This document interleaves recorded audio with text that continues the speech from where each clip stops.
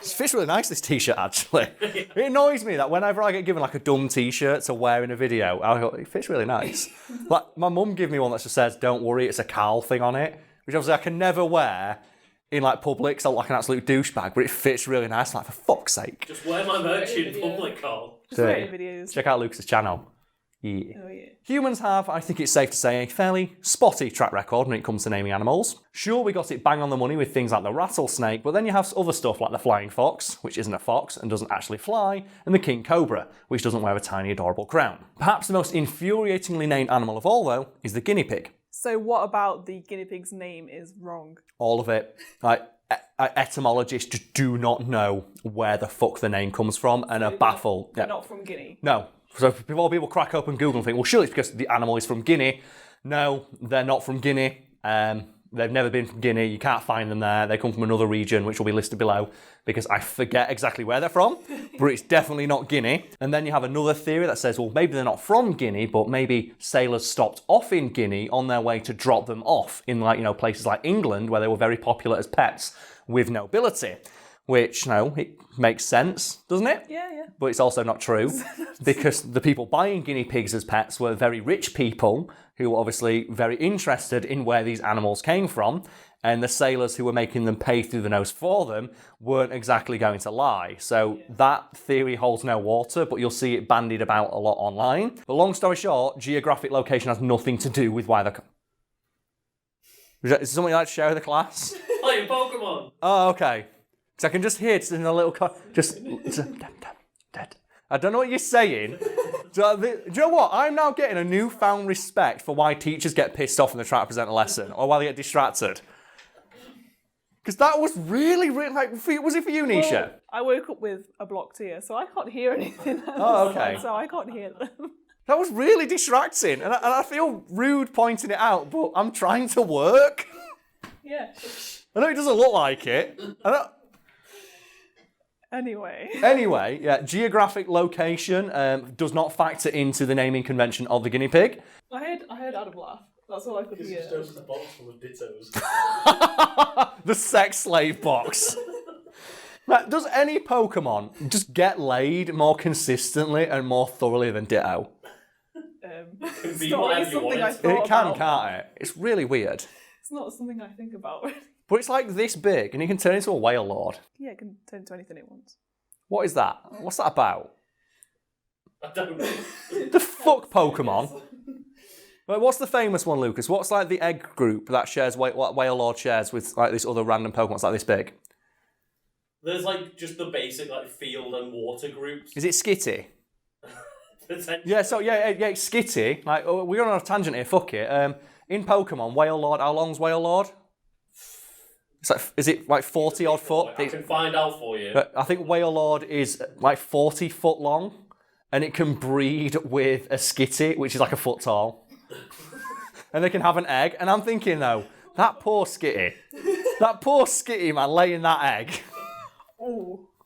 I'll tell you now. Okay. It's 47 foot and 7 inches long. Well, we all know what those 7 inches are, don't we? Of the Whale Lord. But fuck yeah. So are there any other theories where the name Guinea would come from? Well, in regards to guinea pigs? Well, Yeah. there is one, and it is that back when you could buy guinea pigs as pets when they were very first discovered, they cost a guinea to buy, which again sounds very plausible and like something you'd read and go, yeah, that makes sense. The problem is, guinea pigs as pets predate the use of the guinea as currency. So obviously they would have been known as something else before the introduction of the guinea, and there's no like recorded instance of what that name is. Like, in actual fact, the name guinea pig like predates the use of the guinea, the currency. Yeah. And it doesn't make any sense. But again, it's one of those things where you hear and go, yeah, okay, yeah. And then you look into it and go, well, actually, no, it's not the case. Yeah. And this is the reason, like, etymologists, like, we don't know what the fuck's going on with this. We don't know why it's named the way it is. Like, the guinea part of the name is completely divorced from any context we can find in history books. And it's really annoying. So I've just kind of accepted the name, because I had 2 guinea pigs when I was younger. Oh, did you? Don't you have to have 2? I think so. I think they're better in pairs. They're social animal. I think there's because I distinctly recall that there is a country somewhere, and I forget which one it is. So like, presume editor will do some research and tell us which one it is to hear, where it is illegal to buy a single guinea pig. You have to buy them as a pair because they're social creatures. Yeah. And if they don't have social interaction, it makes them depressed. Like, you just imagine like, a depressed guinea pig. It's so bad. I had a really fluffy white one with red eyes, like an albino one. And I had a really small one. I used to cuddle up to it in the cage. It was so cute. Oh, well, my sister had one. It was called Bailey. He's unfortunately passed on now, but he was a fucking unit of a guinea pig. He was so big, he was a bully. So they had to get a special cage just for him. And I've never seen a more confident, swaggering, big dick guinea pig in my life because they would constantly, like, he was in the house and they would leave his cage door open and he would come out of his cage and if he heard you open the fridge, would like bang his like bowl against the side of his cage because he thought you were getting him his dinner. Like, and he would come out and he'd come into the kitchen and look at you as you open the fridge. It's like, oh, the fuck is this guinea pig? Like guinea pigs, you go down and you pet them. Like, they don't go near people. This one would come up and he start like tugging at your slipper to give you food. It's like, what the fuck is this? This is not a guinea pig. I used to when I used to stroke mine, they used to like nudge like the head like up, so they used to nod shove my hand out the way. Or you could do that thing where you like tickle. If you like tickled their bum or like the lower back, they go. That's actually a really good impression of it. Well, the thing I like about guinea pigs and like the similar animals is that because they're prey animals, they will always just stay on their feet because obviously it's hardwired into them on a genetic like level that you must always be aware of your surroundings because a predator, a fucking eagle, could come down and get you at any moment. So the way to tell if a guinea pig or like a rabbit, a similar creature, is perfectly at ease with you is if it like, you know, would lie down on its side. Yeah. And I'm pretty sure it's called, there's a specific name for it, which will again be listed below. But like they only do this when they're completely at ease with their surroundings. And that's what Bailey would do. He'd just go and just lie down in the middle of the fucking floor. It's like, what is this like furry potato doing in the middle of your fucking living room, mum? It's like, it's just Bailey. And he'd crawl up the stairs as well and he'd put his way into the bathroom. I'm not kidding, he's an absolute monster. So we kept ours at my grandparents' house, and we used because they were in a hutch outside in the garden. We used to bring them in, and we had this little table. We'd put them on with like a table with a towel on it. We'd put them on there, just like kind of look at them and like just look at the guinea pig. And we used to feed them lettuce, and then they just shit and piss everywhere. Yeah. So before we move on, I have to make mention of another large unit of a small furry creature, which is Terence. It's my friend's hamster, which gets unfortunately passed, and I've never seen somebody dote on a hamster as much as my friend did with Terence, because if we had a house party, he would bring him along so that he wouldn't be alone for the evening, and we'd all just sit and pet Terence. But he's like, I'll find the picture and I'll send it to you. Yeah. Like, he just took him in his cage, sat down, where all his fluff was fluffed up, and he looks like a fucking bowling ball. Boom! And we just looked, and he just sent the picture to our group chat, and we all lost it. He's like, yeah, I think Terence is trying to tell me that he's eating too much today. Boom! Fucking bowling ball Terence, man. Aww. No mercy given. Did you see a story where this person had a hamster and it didn't move for like days? Like it was just sat in one place for days. Okay. Wouldn't eat anything, wouldn't drink anything for days. And then he took it to the vet. It turns out it swallowed like a magnet and was stuck to the side of his face. It was just stuck. No. You haven't seen that? I did not expect that to go the way it did. That poor thing. That reminds me of my friend told me about, he had a dog and he would just eat anything, and he ate a bag of flour. Oh no. And obviously the dog was fine, but obviously what does flour do when it gets wet? It turns to dough. And the next day, the dog tried to have a poo and couldn't. And he said he just remembers seeing the dog just in the garden in the pooing stance for about 40 minutes just because it couldn't poo because it just had this fucking bowling ball of dough in its belly.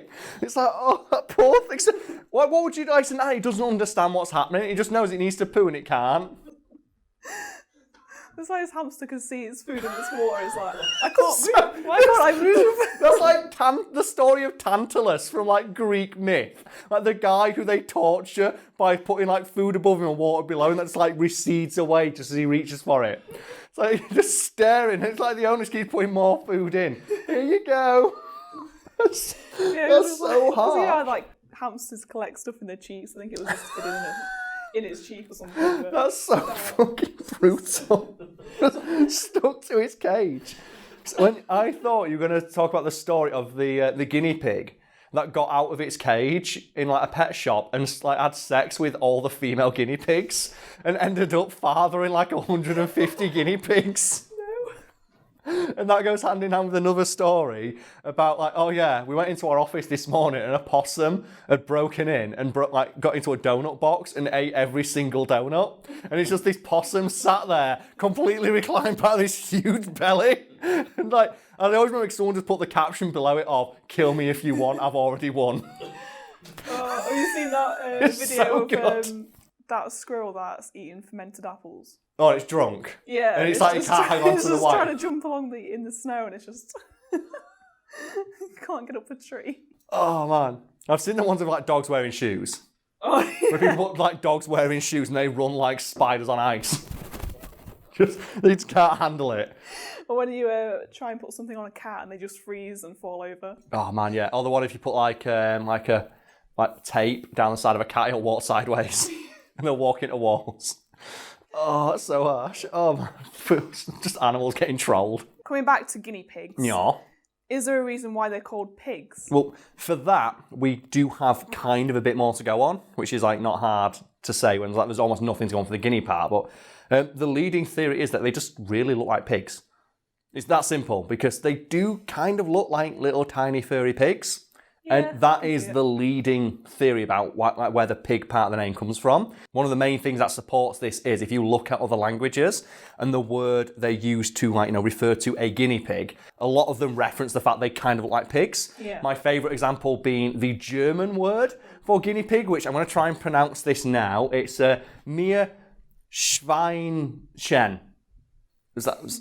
I don't know, but do you know what that translates to? Literally, sea piglet. Sea piglet, little sea piglets. Because obviously they came from over the sea and they look like little piglets. Aww. And a lot of other languages, and presumably with some examples like below me on a fact bar, utilise that thinking in regards to them. Like they are pig creatures from far away. from beyond So, the and sea. in English, it's like guinea pig. It's like, it's a pig from far away. We don't know where the guinea part comes from, but it's a pig, and it's not from around here.